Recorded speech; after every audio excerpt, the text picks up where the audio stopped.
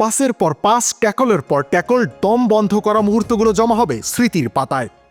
এই ম্যাচ রক্তের, ঘামের, দম বন্ধ করা সব উত্তেজনার।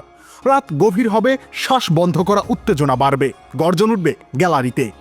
চ্যাম্পিয়ন্স লিগের মঞ্চে পরাশক্তিদের লড়াই, একদিকে রিয়াল মাদ্রিদের ঐতিহ্য, অন্যদিকে ম্যানচেস্টার সিটির আধিপত্য।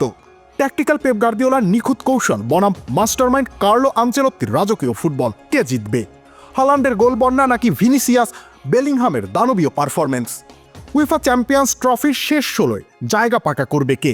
উত্তর দেবে ম্যাচ, উত্তর লিখবে সময়। এই ম্যাচ ইতিহাসের, এই ম্যাচ ফুটবলের সৌন্দর্যের। এবারে প্রথমবারের মতো চ্যাম্পিয়ন্স লিগে অনুষ্ঠিত হবে প্লে অফ রাউন্ড।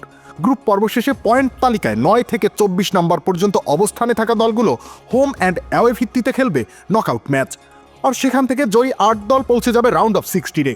আলোচিত এই প্লে অফ রাউন্ডের ড্র পর্ব সম্পন্ন হলো এবার। টেবিলের অবস্থান অনুযায়ী আগেই বোঝা গিয়েছিল রিয়াল কিংবা বায়ার্নের বিপক্ষে খেলতে হবে ম্যানচেস্টার সিটিকে, আর ড্রতেই উঠে এসেছে রিয়ালের নাম। নিজেদের সাম্প্রতিক ফর্ম আর লস ব্ল্যাঙ্কোসদের পুরনো পরিসংখ্যান ভেবে হয়তো এখনই পরিকল্পনা সাজাতে বসে গিয়েছেন পেপ গার্দিওলা। অবশ্য লা লিগার টেবিল টপাররাও একেবারে হট ফেভারিট হিসেবে মাঠে নামবে না। বিশেষ করে লিভারপুল বার্সেলোনার বিপক্ষে যেভাবে হেরেছে তারা, সেটা দুশ্চিন্তার কারণ হবে কার্লো আনচেলত্তির জন্য।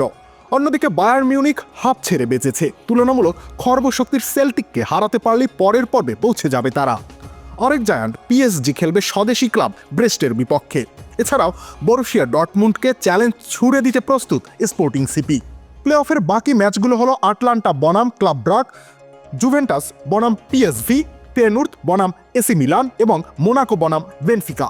প্রতিটা ম্যাচে লড়াই যে হাড্ডাহাড্ডি হবে সেটা আর বলার অপেক্ষা রাখে না। নামের ভারে দুই একটা ক্লাব ফেভারিট হিসেবে হয়তো খেলতে নামবে, কিন্তু মাঠে তাদের রুখে দেওয়ার সামর্থ্য রাখে প্রতিপক্ষরাও।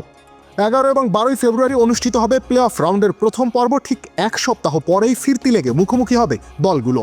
অপেক্ষা এখন সময়, অপেক্ষা এখন চ্যাম্পিয়ন্স লিগের বিখ্যাত থিম সং বেজে ওঠার। সে পর্যন্ত না হয় অপেক্ষাই করা যাক। রবিউল ইসলাম রনি, খেলা 71।